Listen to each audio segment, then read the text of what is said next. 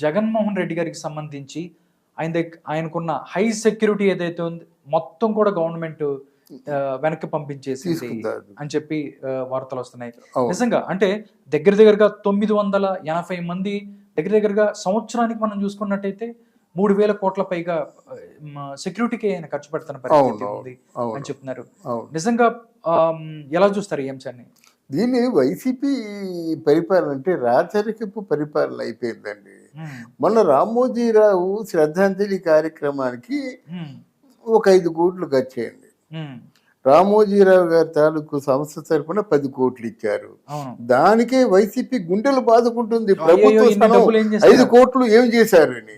మరి ఈ 1000 కోట్లు ఏం చేశాడు ఆయన? రుషికొండ ప్యాలెస్ పరిస్థితి 500 కోట్లది అంతే. వాడి తాలూకు ఫ్యాన్సీలకి వెళ్ళిందండి. ఒక లెట్రిన్ 35 లక్షల రూపాయలండి, ఒక మసాజ్ టేబుల్ 25 లక్షల రూపాయలండి. వాళ్ళ భాషలో మనం చెప్పలేమనుకోండి. ఎవరి సొమ్ము అండి? ప్రజల సొమ్ము కాదా? యథాతథంగా మీకు 26 జిల్లాల్లో 26 మీరు పార్టీ ఆఫీసర్ పెట్టుకుంటే ఎలాగవుతాయి? ఇవన్నీ వెనకలాగాలి. అసలు వీళ్ళ తాలూకా ఇవన్నీ వెనకలాగుంటా ఏయో ఎక్కడెక్కడ అలా చూస్తుంటే తెలగొడుతుందండి పిచ్చోళ్ళలాగా. చంద్రబాబు కబడ్దార్ అన్నాడు. కబడ్దార్ నిన్ను 53 రోజులు జైల్లో పెట్టినది నువ్వేం చేసావు? తిరిగి వాళ్ళని ఏం చేసావు? ఆ పోలీసులను ఏం చేసావు? సంబంధిత వర్గాన్ని ఏం చేసావు? అయిపోయింది కదా. రెడ్ బుక్ పరిస్థితి ఏంటి?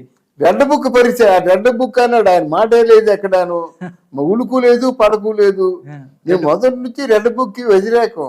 మొత్తం నీకు యాంటీగా ఉన్నోళ్ళు 10 మంది పేర్లు బ్రెయిన్ లో ఉండవండి. కొత్తగా రెడ్ బుక్ ఎందుకు పెట్టావు? ఇక్కడ రెడ్ బుక్ పెట్టాడని తెలంగాణలో బ్లాక్ బుక్ పెట్టాడు. ఇంకో రాష్ట్రంలో ఎల్లో బుక్ పెడతారు. ఈ బుక్లు ఎందుకు? 10 పేర్లు జ్ఞాపకం ఉండవండి. 10 మళ్ళీ కుట్టిన 10 పేర్లు 20 మంది పేర్లేని జ్ఞాపకం ఉంటాయి. ఎందుకు? ఎవడైతే మనని ఇబ్బంది పెట్టాడో మన ఏదైనా చేసాడో డెఫినెట్లీ గుర్తుంటది కదా. అది ఈ రెడ్ బుక్ అని పేరు ఎందుకు పెట్టాలి? నలుగురు నామోషి ఎందుకు అవ్వాలి?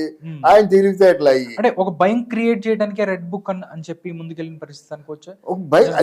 భయం క్రియేట్ చేసేప్పుడు ఈ రాజకీయాల్లో ఉన్నాడండి. రాజకీయాల్లో ఉన్నవాడు రాజకీయ పరంగానే పనులు చేయాలి. ఇంత పబ్లిక్ గా ఇక్కడ మీరు పోలీసు వస్తుంది కదా, పెట్రోలింగ్ కుయ్యి వచ్చింది అనుకోండి, దొంగలు పారిపోరండి. అలాగే మాట ఇది రెడ్ బుక్ అంటే వాళ్ళ జాగ్రత్తల్లో వాళ్ళు ఉంటారు కదా. అందువల్ల ఈ రెడ్ బుక్లకి ఇవన్నీ తెలివి తక్కువ ప్రకటనలు కానండి. వాళ్ళకంటే ముందు ఎవరైతే తెలుగుదేశాన్ని జనసేనని ఇబ్బంది పెట్టారో, ఎవరైతే దారుణంగా చెప్పారో, మళ్ళీ నిన్నద్దరు తెలుగుదేశం పార్టీ వాళ్ళని ఇద్దరిని చంపేశాడు వైసీపీ వాళ్ళు. ఏం చేస్తున్నారు? నిద్రపోతున్నారా? అరే పరిపాలన పావుకి శివుడు వరం ఇచ్చినట్టు నిన్ను కాటేయొద్దని చెప్పాను కానీ బుసకొట్టొద్దని చెప్పానా? భయపెట్టాలి కదా. అది లేకపోతే ఎలాగవుద్ది? అందువల్ల ఇక్కడ పిఠాపురం మాత్రం ఒక గణనీయమైన మార్పు వస్తుందండి. పెద్ద తిరుగుబాటు వస్తుంది. ఓకే, జగన్మోహన్ రెడ్డి గారు వచ్చారు అంటే ఎలా ఉండబోతుంది ఆయన స్టెప్? ఈ రోజు ఆయన తాడేపల్లికి వచ్చారు అంటే డెఫినెట్లీ జగన్మోహన్ రెడ్డిని తక్కువ అంచనా వేయకూడదని టీడీపీ కూడా తెలుసు. బట్ ఈసారి వేసే స్టెప్ ఏదైతే ఉందో ప్రజల్లోకి ఏ విధంగా వెళ్తాడు ఏంటి అనేది కూడా జనాల్లో అసలు ఏం చేస్తున్నాడు అని కూడా టీడీపీలో కూడా కన్ఫ్యూజ్ ఉంది.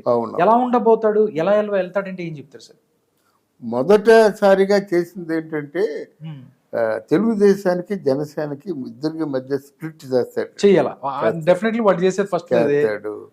జనసేనలో ఎవరైనా వీక్ గా ఉంటే లాక్కుంటాడు.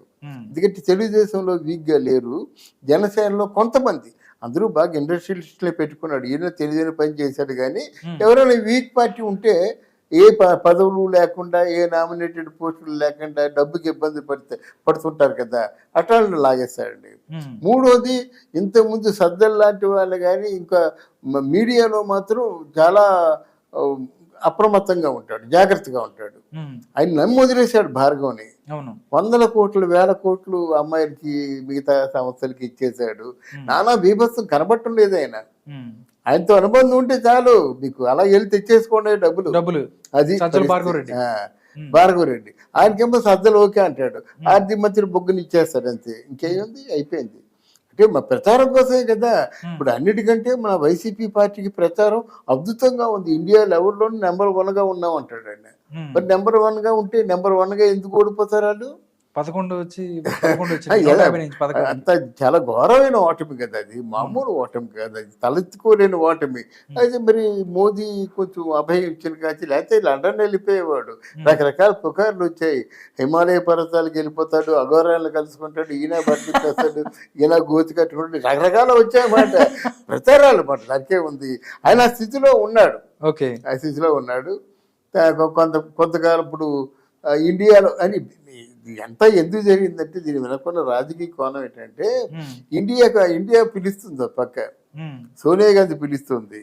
అందువలన సోనియా గాంధీ దగ్గరికి అక్కడ వెళ్ళిపోతాడు జగన్ అని చెప్పేసి, బాయ్ నేను ఉన్నాను అని చెప్పడం జరిగింది అన్నమాట. Okay, okay. ఇవన్నీ ప్రేమలు ఎవరికి ఉండవు, రాజకీయాలే.